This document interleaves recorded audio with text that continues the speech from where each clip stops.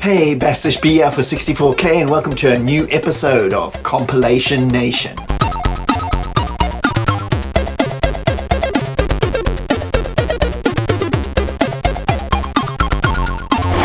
And if you've never watched the show before, I dive back into old compilations from the 80s and 90s and also modern ones. Today's choice is called Supreme Challenge on the Commodore 64. So before we get going here, let's take a look at the box and the contents in a little bit more detail. Supreme Challenge was a 1988 Commodore 64 compilation featuring 5 games, which included The Sentinel, Starglider, Elite, Ace 2 and Tetris, a pretty strange mix of games published by BioJolly. Cassette 1 featured Starglider and Elite, and Cassette 2 has The Sentinel, Ace 2 and Tetris. Okay, so let's start checking out all these games. And we'll start big with the juggernaut of the space trading genre itself, Elite. Released in 1985 by Firebird on the C64, based on the BBC Micro version of the same name that was released 1 year earlier in 1984. Designed and programmed by the duo of David Braben and Ian Bell, and is probably one of the most well-known space trading / flight simulators of the genre, and the one that really cemented the style for everybody else to follow. The goal of the simulation is to reach elite status, which is the top reputation in the galaxy. You start out as harmless, but the more kills you get in space combat, the higher you rank up. But that's really just the tip of the iceberg in this vast open world game. You can make money by trading through the huge galaxy made up of thousands of planets and star bases, each with their own unique economies to take advantage of, legally or illegally. It all comes down to your own personal choice. Become a scummy space pirate, a trader, an explorer, or basically a combination of everything. It's all as open as possible as a game could ever be. It's pretty tough initially, but still addictive, and if you can get past that initial difficulty by completing a few trades, upgrading your ship with an essential docking computer and better guns, then you're gonna be in for a massively engrossing game, where combat and trade go hand in hand in this insanely big universe. The wireframe graphics are pretty good for 1985, the sound is pretty sparse, with a few cool classical music moments during the docking sequences, as an ode obviously to the movie 2001: A Space Odyssey, and you could literally play this game forever just based on pure content. I also got really addictive to Elite Dangerous, the modern version that was released a few years back, so you have been warned. I look back in retrospect at Zap 64's May 1985 issue, where the game got a massive 95% overall, and for me it's easily one of the best open world or open universe games an 8-bit system has ever seen.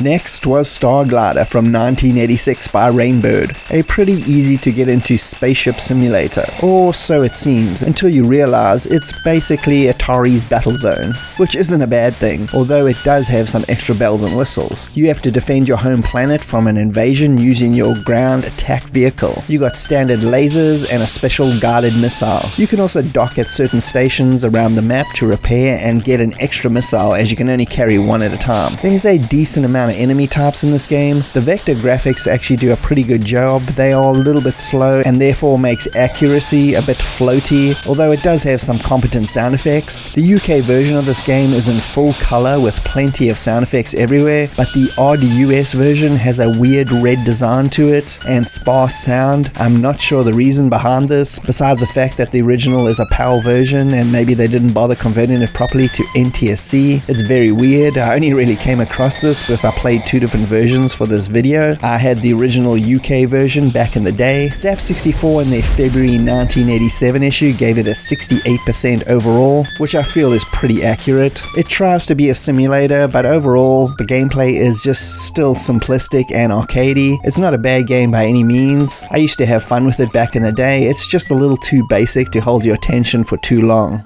We interrupt our program to bring you this important message.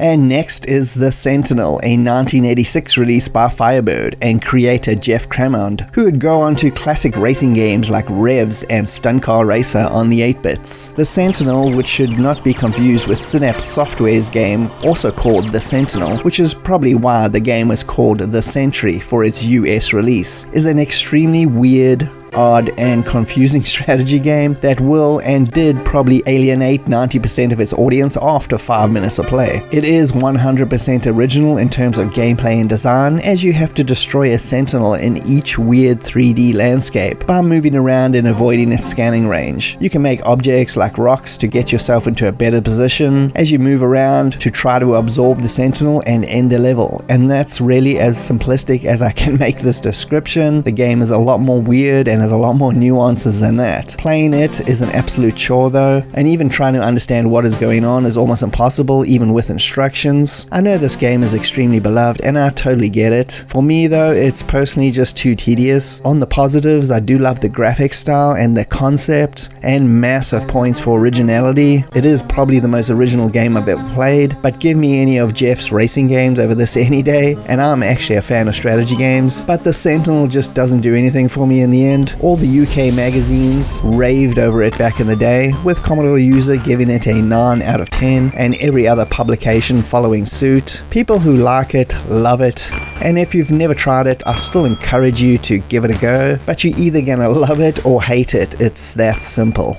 Ace 2 hit up the Commodore 64 in 1987, courtesy of Cascade, a UK company with an extremely dodgy track record. Besides the original Ace, only Pirates of the Barbary Coast and Traz are really worth playing. Again, you have been warned. Ace 2 takes the flight simulator aspects of the original, strips most of it down and simplifies everything into a total arcade-style affair. There are now 2 ways of playing it, in the 2-player versus style, where 2 real players go up against each other in a split-screen style to see who can get the most kills against each other. It's straight up simple arcade action. The other mode is like a very light scenario mode, where you gotta defend your base from an incoming attack. It's nowhere near as interesting as the original Ace, and even though that was pretty arcadey in retrospect, it had enough simulation elements to at least make it interesting. As a single-player game, it's very tedious. As a 2-player versus, it can be quite fun, and we did play this game quite often in the 80s, but again, only in the versus mode. The graphics are simple but fast, with some decent sound effects. The main music score by Rob Hubbard is absolutely excellent, and is basically totally worth loading up the game just to listen to it. In retrospect, Zap64 in their October 87 issue gave the game 81% overall, which is a little bit too generous when you look back at it now. It's average at best, and unless you plan on playing it in 2-player mode exclusively,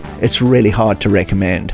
And lastly, the odd game out here in terms of gameplay is Tetris by Mirrorsoft, the C64 version from 1988 of Alexei Pajitnov's classic puzzle game. It's the same game in terms of gameplay. Guide different colored blocks down the screen, rotate them, and try to make a single colored line to destroy them. It's ridiculously simple but fairly addictive in almost every sense, and probably one of the easiest pick up and play games ever made. Becoming good at it though takes a heck of a lot of practice. The C64 version is completely unique in terms of graphics and music, with a really bizarre yet very cool science fiction styled setting, coupled with an over 20-minute SID tune, which is pretty damn awesome, and throws out all those dodgy Russian tunes of the original for something more weird and serene. Zap64 flipped their lid as usual in the January 88 issue, giving it a 94% overall. I mean, it's a good game, but it's obviously limited, but I get where they're coming from. There's not much else really to say about Tetris, besides the fact that this C64 version is easily the most bizarre official version of this game out there in terms of style, but at the end of the day it still delivers on the core gameplay mechanics.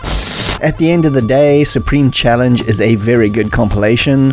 There's no real all-out dud, a few acquired tastes, but overall high quality generally speaking. I'll give this compilation overall an 89%. And that's it for another episode. I really hope you enjoyed it. Thanks for joining me, Bastish B at 64K. I hope you had a good time. And if you can please like and subscribe, that'll be greatly appreciated. And I'll see you next time. Cheers.